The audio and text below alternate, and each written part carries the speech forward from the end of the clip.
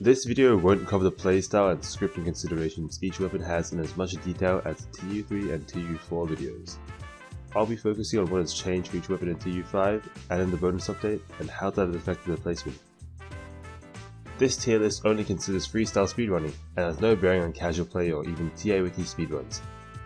Monster Hunter is also a game where speedruns are compared within categories and weapon types, not across them. As a further caveat, sunbreak power creep has advanced to the point where regular MR monsters die really quick and are pretty mindless and pointless to speedrun. This list will primarily focus on times for endgame monsters like hazards, level 300s, special investigations, etc. because nobody should be wasting their time running MR1 Great Izuchi at this point. Furthermore, I don't really factor silly stuff like special investigation Great Izuchi in either, just the actual fights with strong monsters that people are running seriously. A lot of the discussion around each weapon will be about how things have changed with the weapons and how they handle longer and harder hunts. This means greater emphasis is placed upon how well a weapon can fight a monster rather than how well it can lock down a monster. Some of the weakened weapons fall off drastically due to greatly reduced CC potential, and also because dual-bladed chain dogs, which contribute a significant proportion of the DPS, deactivate after 3 minutes. However, the stronger weapons are still strong enough to basically lock down monsters and full script runs anyway. Just to save some time in repeating this for every elemental weapon, the new Primordial Malzeno weapons are a good alternative option for Dragon, as they let you fit a lot more skills in your build, but they aren't so strong that they have affected tier list placements. I'll be discussing the new Amatsu weapons and all the new armor skills in more detail though, where they are relevant. So, onto the tier list. I lack expertise on the range weapons, so I'll mainly be discussing the melee weapons. But HPG is HPG, LBG is LBG, guns are strong and can pretty much kill special investigations without letting them move, and HPG does it faster than anything else. Bow is not as stupidly strong as the guns, but remains as one of the faster weapons. Power creep in the last few updates hasn't affected bow as much as some of the other weapons, but the range advantage still remains. Greatsword remains king of melee weapons and has become strong enough to close the gap with bow in terms of strength, even beating it in a number of matchups. Amatsu's weapons in TU5 have massive raw and inbuilt silkband boost, which works with strong arm stance. With the TCS now getting boosted 35% by strong arm stance, 30% by frostcraft, 30% by heroics, 10% by silkband boost, and further from all the raw increasing skills. Even special investigations with 150,000 or so HP die after a dozen or so hits. This weapon does so much damage now, it can almost fully script special investigation runs, like they obey sunbreak runs. Thanks to the new augments and charms, dual blades can now run stupidly strong sets with Blood Awakening, Berserk, and Frostcraft, and output some disgusting continuous DPS.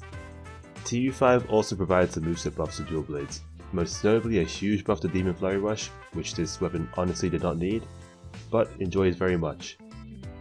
Due to its mobility, speed, and easy CC access, dual blades are just very strong and consistent on any monster with an accessible elemental hit zone of 25. It's marginally weaker in monsters who only have a 20 elemental hit zone, and significantly weaker in monsters who only have a 15 elemental hit zone, but there aren't many of those. As for the new Amatsu dual blades, they don't have enough element to be superior for Spiral Slash, and Silkband Boost only affects Raw. However, this means that they are good for the most popular switch skill, Piercing Bind. But unfortunately, Piercing Bind isn't really speedrun viable anymore. Longsword, like Greatsword, benefited a lot from the new Amatsu weapons boosting its already huge Serene Pose damage. Heaven Sent has also given it easy sharpness management and a means to utilize Max Might for affinity. As this list is more skewed towards endgame fights than shitmons, Longsword has become comparably stronger as it performs better against more aggressive monsters. Longsword is also one of the safest weapons to run Adrenaline on, and can feasibly complete longer runs without getting hit, while still playing aggressively. However, there are still several matchups where Longsword's counters don't mesh well with the monster's moveset, and it may be forced to rely on the weaker Sacred Sheath playstyle. A notable TU5 change for Longsword was the Harvest Moon buffs, which, apart from making the move more comfortable to play around, allows Longsword to do bomb counterattack. This covers one of the few weaknesses in the Special Sheath's playstyle, in that it previously would lose DPS when the monster toppled. Chargeblade can now utilize Frostcraft thanks to stronger augments and charms. As runners gain experience using the skill on Chargeblade, they have been discovering sheathing windows across matchups and have adapted scripts to allow for as much Frostcraft uptime as possible, which has provided a further boost to the already massive file numbers. SAD Chargeblade can now theoretically be almost as fast as dual blades on many elemental matchups, but its heavy reliance on monster moveset inhibits it from achieving this practically. CSS charge blade basically doesn't exist anymore in the freestyle speedrunning scene, as it loses pretty much every matchup. The new Amatsu charge blade doesn't help CSS, as it doesn't apply silkbind boost to attacks out of ready stance, only affecting air dash, and is not the best as a regular raw or element option anyway. For the rest of the weapons, one of the key reasons why they are weaker than the strong weapons is that the damage doesn't scale exponentially. Greatsword and longsword have insane motion value output, while dual blades and charge blade have very high elemental modifiers. These weapons deal the most damage when they focus on scaling one of these attributes, and get more marginal benefit from the scaling due to the multiplicative nature of damage calculation. The weaker weapons, due to their own inherent motion values and element modifiers, can't scale the damage as effectively and end up having to split the focus between element and raw. Switch Axe is one of these weapons that suffers from lower damage scaling. Its motion values and elemental modifiers are still relatively high compared to weaker weapons, but it has fallen a long way from its position as second strongest melee weapon in base Sunbreak. Apart from having less insane damage scaling than the stronger weapons in Sunbreak's endgame. Another reason why Switch Axe has fallen off is that its moveset and playstyle make it extremely difficult to run adrenaline in longer fights, while still maintaining aggression. If Switch Axe was able to feasibly run adrenaline and everything, it still wouldn't be in strong tier, but would likely be in its own tier ahead of the next weapon. Switch Axe benefits from both Heaven Sent and Blood Awakening. Heaven Sent is great for sharpness management and affinity, and its skill efficiency allows for more practical usage of dragon conversion sets. It can also be run at level 1 to enable Grinder S on raw focus sets. Alternatively, Blood Awakening is very strong when used in conjunction with Veil of Hellfire Berserk sets. The new Amatsu weapon is a niche option for the Scorned and regular Magnum Arlo matchups where the monster is slightly water weak and gets a lot of counter opportunities. Lance, whilst previously in the lower tiers of my TU3 and TU4 lists, becomes relatively stronger against endgame monsters. It is one of the weapons that can run adrenaline safely and consistently due to its strong defensive options. In previous updates when I built a list around regular MR quests, Lance lagged behind because of its limited CC potential and mediocre damage on CC'd monsters. But on stronger monsters that spend less time CC'd, Lance is relatively stronger because it is actually good at fighting stuff. Whilst other weapons lose damage uptime, Lance maintains it and gets more mileage out of Offensive Guard and Anchor Rage. In terms of new skills, Blood Awakening isn't that useful for Lance in speedruns because it wants to utilize Adrenaline. Heaven Sent can be useful for sharpness upkeep, but its infinite stamina effect can be replicated using Dango Driver 4 with Strife 3, and there is some potential that has been explored with Frostcraft Lance, which can be strong on specific matchups. The Amatsu Lance has niche uses in water weak matchups where runners use a lot of Skyward or Spiral thrusts, such as the Valstrax and Magnum Arlo variants. Sword and Shield, as a weapon that has historically abused CC options very effectively, has since become relatively weaker as CC thresholds have increased and CC uptime has decreased on endgame monsters. In previous updates on regular MR quests, the standard copy-paste SNS script was just to trap, Metsu, bomb, etc. into capture. Now on the big boy monsters, you actually have to engage with the movesets. Whilst SNS does have all the tools to handle monster movesets whilst playing aggressively, and therefore can utilize Adrenaline well, its damage output can still be mediocre. This is because outside of its counter options, SNS's limited range and damage on its regular sword slashes can make it difficult to punish monsters effectively. Metsu is still a very strong counter, but only works against certain moves due to its limited range.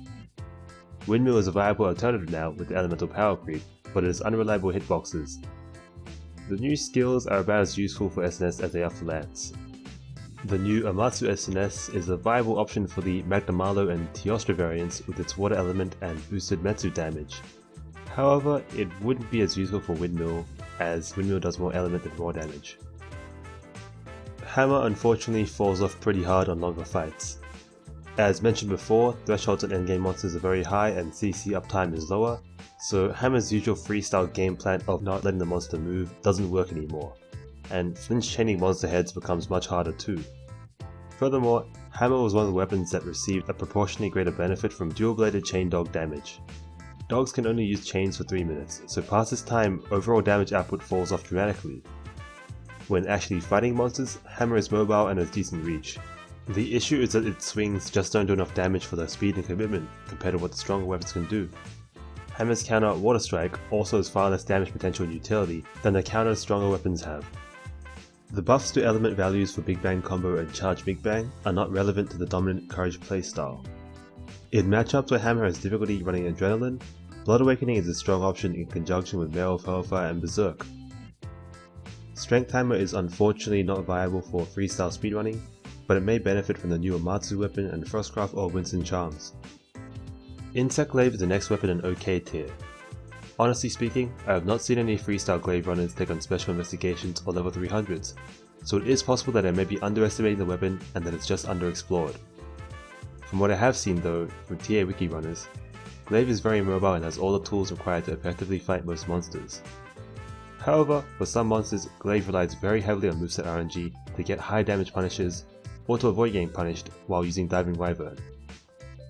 The reason that I've kept Glaive in the lower tiers is primarily due to its unimpressive damage output in general, even after the increase to the 3 Extract Raw buff. I have seen some shorter Glaive runs that utilize Frostcraft in conjunction with Flash Bomb abuse to ignore monster movesets and output decent damage, but I'm not sure how effective this is for longer hunts. Otherwise, the new skills don't benefit Glaive too much if the runner is using Adrenaline, but the new Amatsu weapon is now the strongest option for water, with comparable element to Royal Ludroth Glaive, higher raw and boosted Diving Wyvern damage. Gunlance is in bad tier again, as it is a weapon that does not scale off element, at least in its dominant playstyle, and only partially scales off raw, with much of its damage being fixed. This means that after 5 title updates and a bonus update, only a portion of the power creep has benefited it. In saying this however, the proportion of Gunlance's damage that comes from raw is now higher than a lot of other weapons. Around 70% of Gunlance's damage is raw, with 30% from shelling, whilst weapons like Switch Axe, Lance and Hammer all deal around 50% raw damage and 50% elemental damage at baseline in most of their matchups. This does mean that for Gunlance, Adrenaline is relatively stronger. However, despite having iframes from redirection and reverse blast dash, Gunlance still has difficulty feasibly running Adrenaline in longer fights, due to its playstyle and high commitment moveset. TU5 did provide a buff to wide shelling that has made it a viable option alongside normal and long.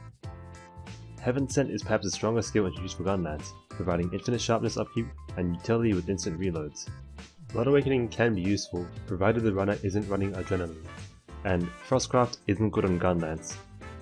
The new Amatsu weapon is a strong option for long shelling as it has a lot of raw and its Silkband boost buffs the damage of Hellcutter. Last again is Hunting Horn. No amount of elemental power creep can change the fact that Capcom wants it to be a support weapon.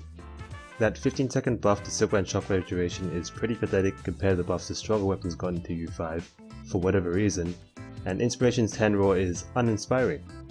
Horn might be stronger than Gunlance now in elementally skewed matchups, but otherwise it's still probably weaker overall. The main issue with Horn is that it's just slow, high commitment, and does low damage. Runners have started using Performance over Echo recently as they need the iframes to keep up with endgame monsters, but even then, running Adrenaline on Horn just isn't feasible. Like with Switch Axe, Heaven Sent can make Horn sets skill efficient enough to run Dragon Conversion, whilst Blood Awakening enables Mellow of Hellfire Berserk Horn. Frostcraft Horn has been experimented with by some runners, but they have doubts regarding its efficacy. The new Amatsu weapon is strong though, and has replaced Royal Ludroth Horn as the best water horn. So here is the final list. As a tier list, it is meant to represent the general matchup spread. Some weapons may move up or down in specific matchups. Sunbreak isn't as popular of a game to run as Iceborne, so there was less data to draw from, but I have ran through and discussed this list with other speedrunners who have dedicated a lot of time to this game. Overall, I am pretty confident in the tier divisions of the strong weapons, a bit less so in the weaker ones as they are generally less popular and therefore less developed, but I don't expect there to be any major inaccuracies in this. Please let me know if you disagree or have any questions or issues, or just want clarification on any points I've raised. And just to reiterate, this list only applies to freestyle speedrunning, is skewed towards endgame monsters, and has no relevance to casual hunting. Thanks for watching.